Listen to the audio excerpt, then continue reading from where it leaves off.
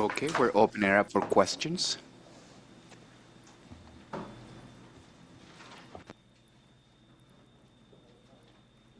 Yeah, please use the microphone.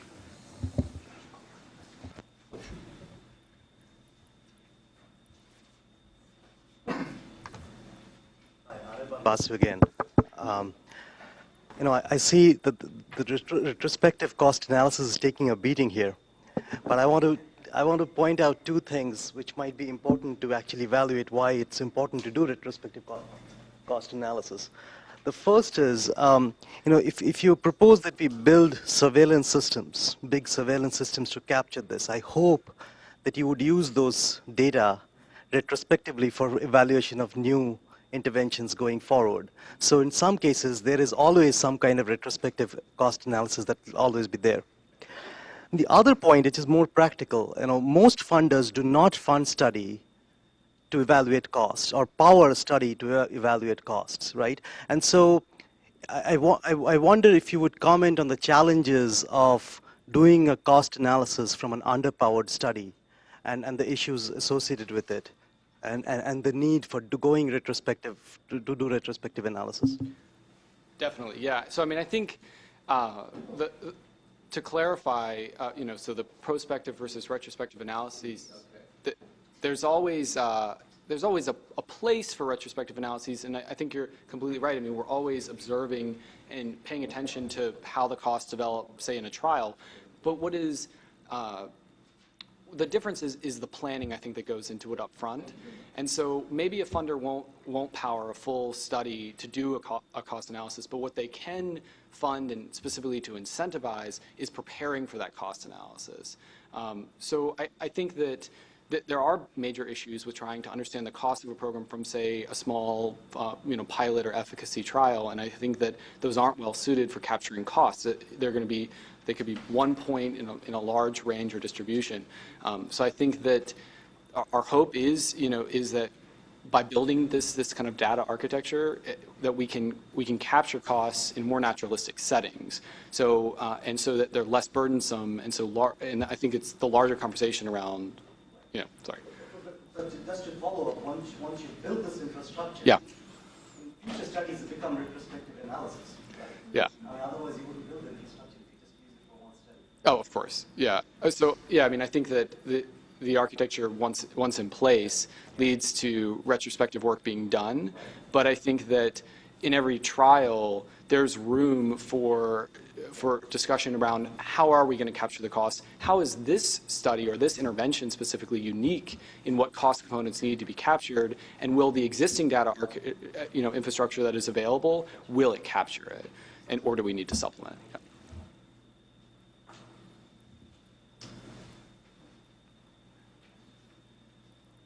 Hi.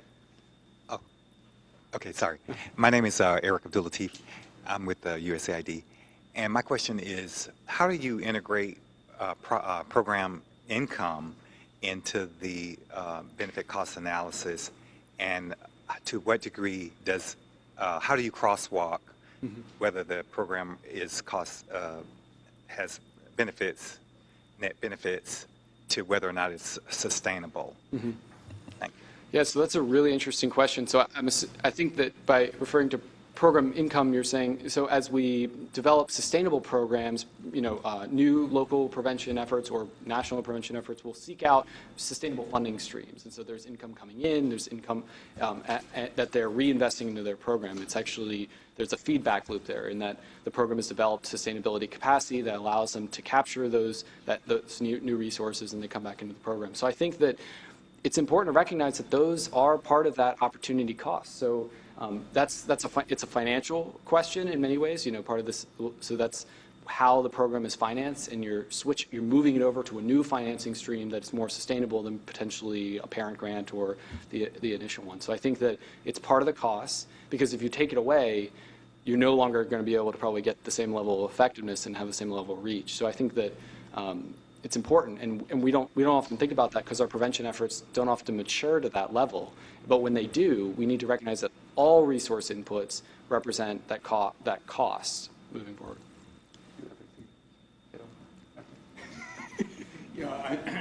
I mean, one of the things is that We think that the separation of costs. Yeah.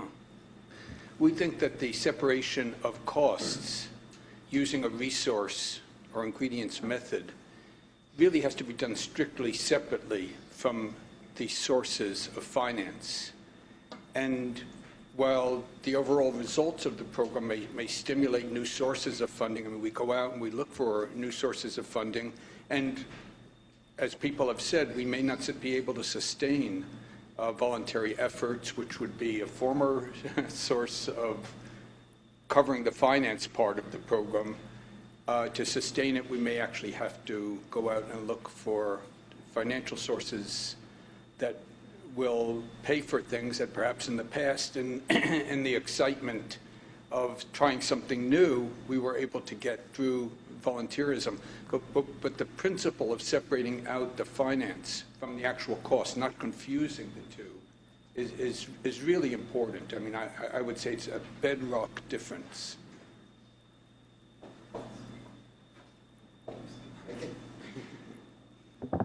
I just wanted to make a quick comment, kind of linking the two sessions, because I don't think either of you said something which is sort of obvious, but I wanted to state it for the record, which is just that if you have good cost information, then that's also the information that you need to replicate the study. So I think from a scientific point of view, having that information about the programs is really important. Yeah, and it definitely speaks to those non-budgetary costs, because many of the things that aren't referenced in the budget. Oh, sorry. So it definitely speaks to the non-budgetary costs that are around that support a program, and I think that as we identify them and even do qualitative work to really codify them, I think that it's huge. So. This Rebecca Maynard. I just wanted to underscore something that neither of I thought you would come to, but you didn't, and I think is really important about what you're proposing, and that is that by using your cost framework and using your spreadsheets, you are facilitating the ability to reanalyze the same data when we have slightly different questions, which does come up. The world changes, and what the relevant constituent group or focus for a cost-benefit analysis today may be different than what it was when you originally did your analysis. So I think the idea of archiving the data in a nice, organized way allows one to go in and change the reference for your analysis. Yeah, I agree. I should also mention, because people say, well, my God, in fact, I heard from you that funders don't seem to be real excited about looking at costs. They're mainly concerned, does this work or something like that? They might be interested in looking at costs, but they don't want to power a study to look at cost differences. And because the cost of the study increases enormously because of variance in costs. But I think we have to persuade them. I think that's the basic idea, to say both of these are important, and if you want to have comparable data based on standards, then strategically you have to set this out in advance, prospectively, what you're going to try to do, and where some of the alternatives presently are, where some might be in the future. Becca and I have talked about what the cost would be of adding this incrementally to an evaluation. I don't know whether you remember that, but you came in lower than I did. But even I, just back in the pardon? It's not great. No, it's not great. I think we both agreed on that, and I made some back of the envelope estimates. Didn't use Monte Carlo at all for sensitivity analysis, but I thought it would be less than 10% of the cost, and that was. I mean, basically, you do not need these qualitative evaluators to be on site all the time. If you have a number of sites, you need a standard protocol, but it's a matter of regularly sampling what is happening and being familiar, being aware, and I would argue that knowing the process that is occurring in each site, your implementation in particular, is really an outcome that benefits you on the effectiveness or the benefits side. Because when we find, for example, that in Corpus Christi you get a 0.4 effect size, but in some other unmentioned site it's negative 0.05, one of the questions that you want to ask is, what happened at those sites? And also, how are those sites similar or different than the site that I'm considering for adopting?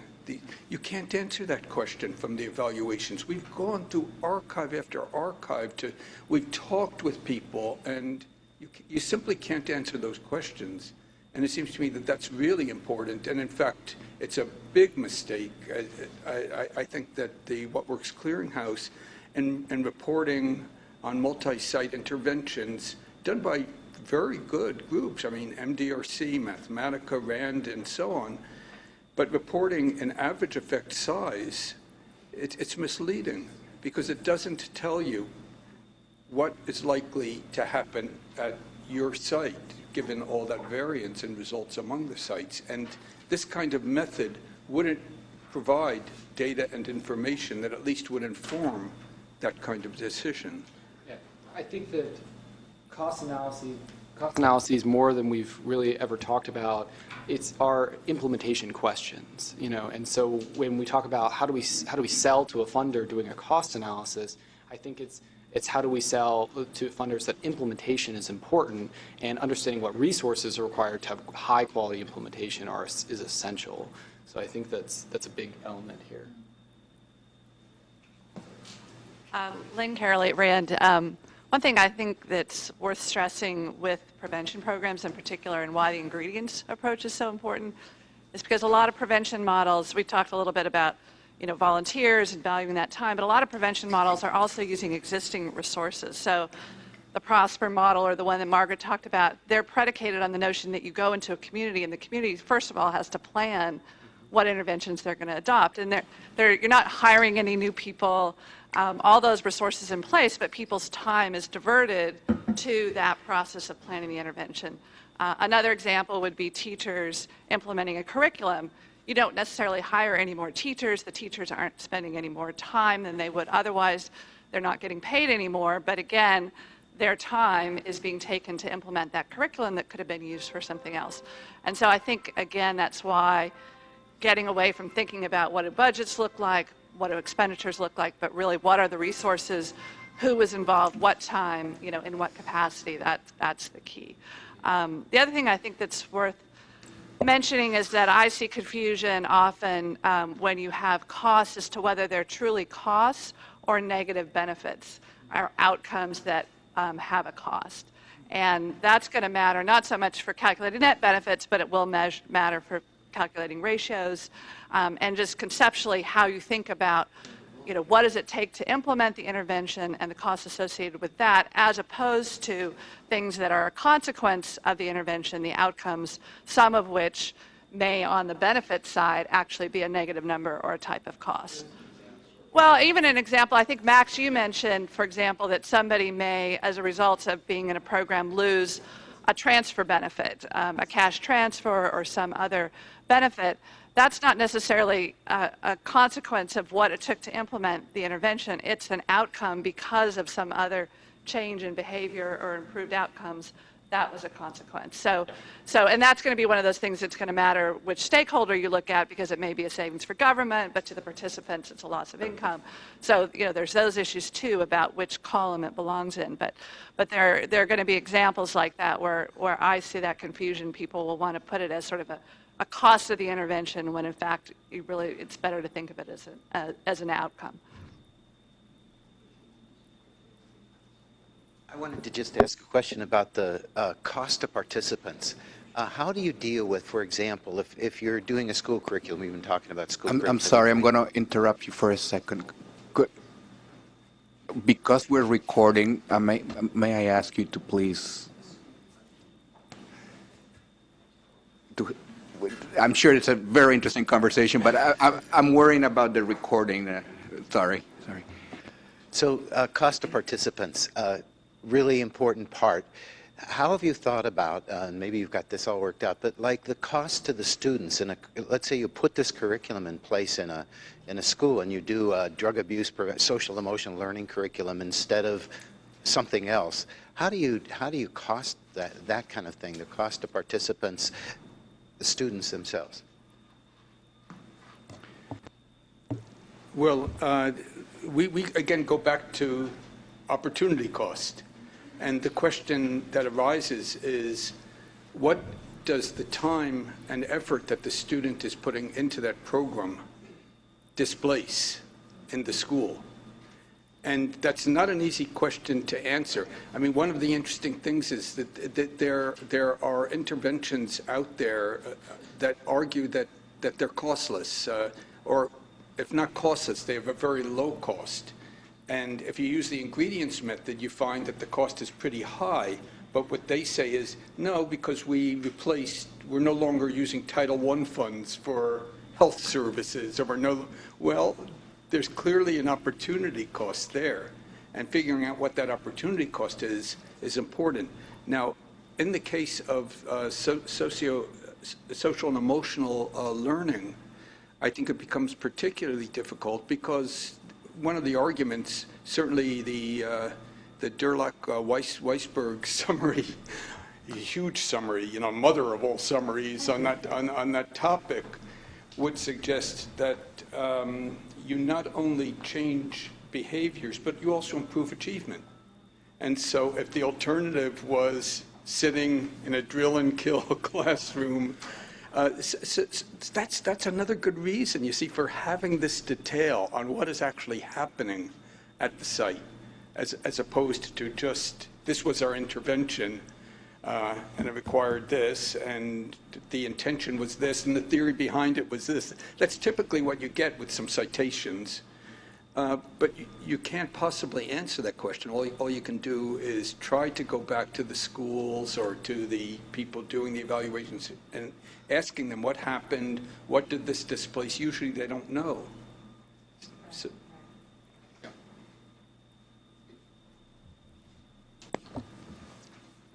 Any other questions? Dan Rosenbaum, Office Management and Budget. I was wondering, you were lamenting Hank especially was lamenting the lack of attention to cost analysis. But I was wondering if there might be actually one silver lining to this in the context of what we're doing here in terms of setting standards, given that it's going to be as easy when Becca and Tom are talking about standards for which research design to use, but it might be easier to set standards in this space because of the lack of attention and lack of and lots of different approaches to this kind of thing, along with, so you set some standards and then some guidelines about what folks should try to collect, and then what they do when they don't follow those recommendations, how they kind of go about, putting, that feels like something that's a lot more doable here than I think is going to be in a lot of our other sessions. And I was just wondering if that was something you guys kind of share. Yeah, we actually talked about that before the session, and I think that there's a lot of low-hanging fruit, if you will. There's a lot of conversation about cost analyses being more art than science, and I think that can change, and that's why I was willing to kind of put myself out there in terms of there are some specific best practices and areas I think we can make real movement and real change and have real impact on standardization too. So I definitely agree with that wholeheartedly. I have a terrible feeling the title of this could be dismal but good.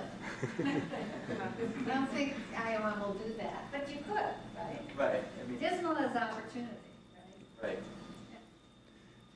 Right. Let me just add a footnote to this. that often when we do a study, cost effectiveness or a cost benefit, sometimes we do a benefit cost study, sometimes it's a cost benefit study.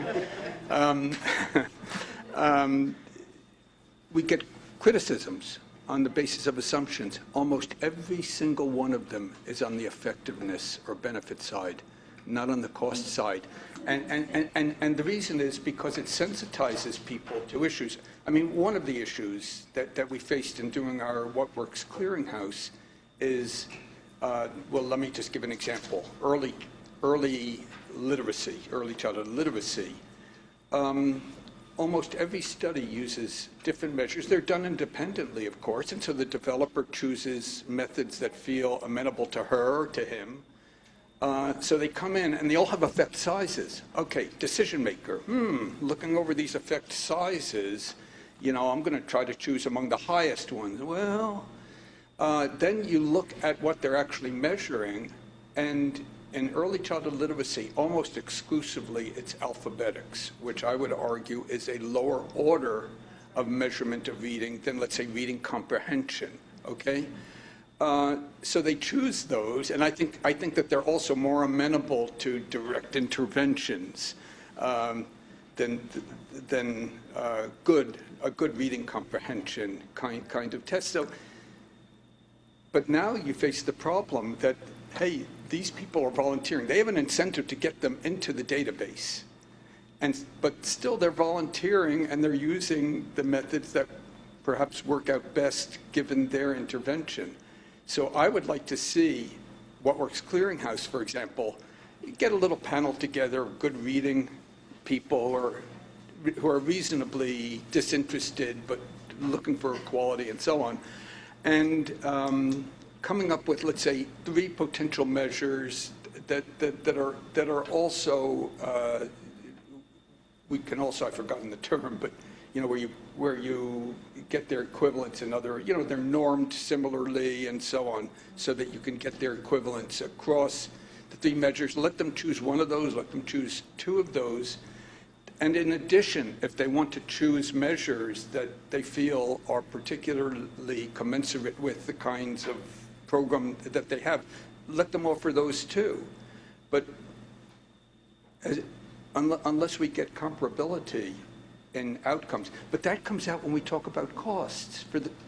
When we talk about costs, yes, these are the costs, but they're costs of different things. And all of a sudden, people say, well, I have this table of effect sizes across these studies, but now I understand we really can't use those in the serious way that they're often suggested.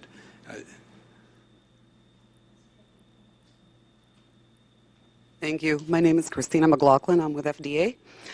I have a couple questions. I guess one thing, I came late, so maybe it was addressed, so forgive me if you did already, but in the last 3 talks, I was wondering if you can address baseline costs as a departure for later assessing the cost of intervention, because a lot of that is going to depend on what the current state is, like how bad is the problem, what are the social costs of having, literacy problems or illnesses or something like that. And the other thing I'd like to comment on is something you just brought up, is that economists are really, getting badgered on benefits, and because people don't believe the cost, they don't really think it's ethical that people trade health for cash and all these things. And I think that one big thing about uncertainty, and it's not so much our benefits analyses. Sometimes we vary from 2 orders of magnitude. I think that looks pretty good when you look at the state of the science. Then they're looking at the uncertainty ranges of the actual risk reduction. The uncertainty is greater than Avogadro's number. And so I thought, well, the benefits are only going to be as good as the science that we're evaluating, how effective something is. So maybe, is there a good way to address putting the scientists' feet to the fire to give us better risk estimates or something like that, so that we're able to do better benefit analysis? So that was it.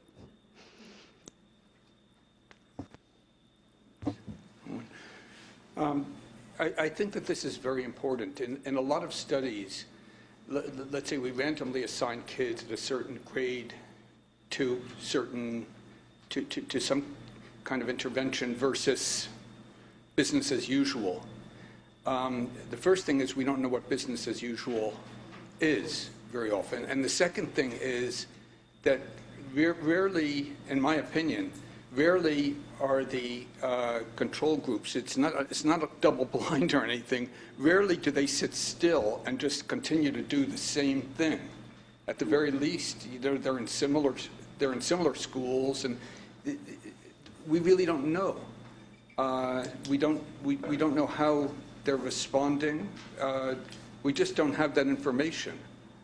And that's, again, an additional reason why you want people on site to do both. It turns out that we're going to be doing something with MDRC where there's some concern that the intervention might not be producing powerful results.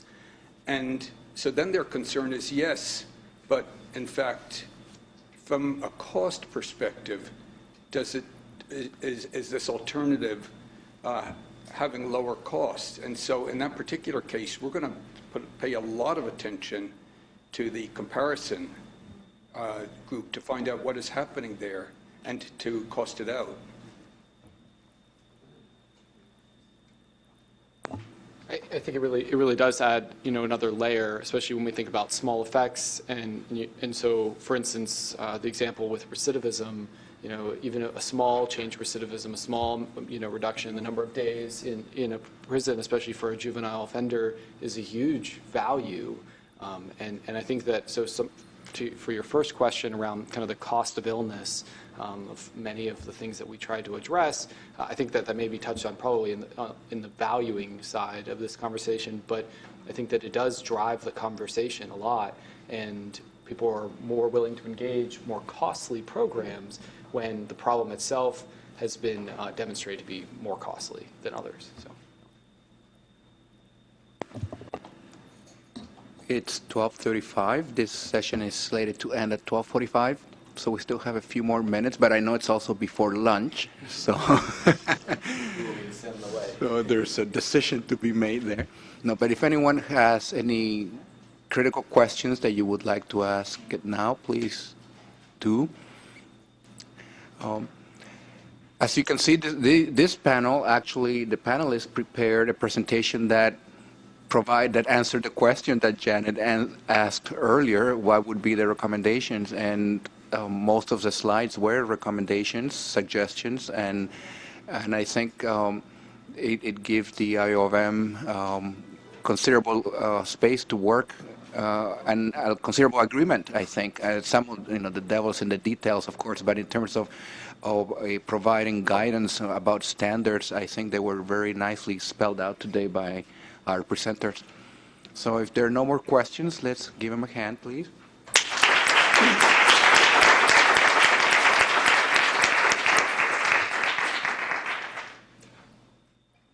I suppose we have lunch and we reconvene at what? Yeah, Wendy, do you have information for people?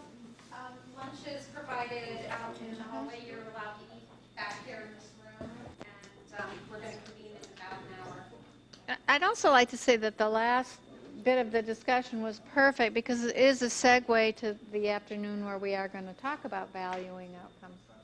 So we'll see you guys in an hour.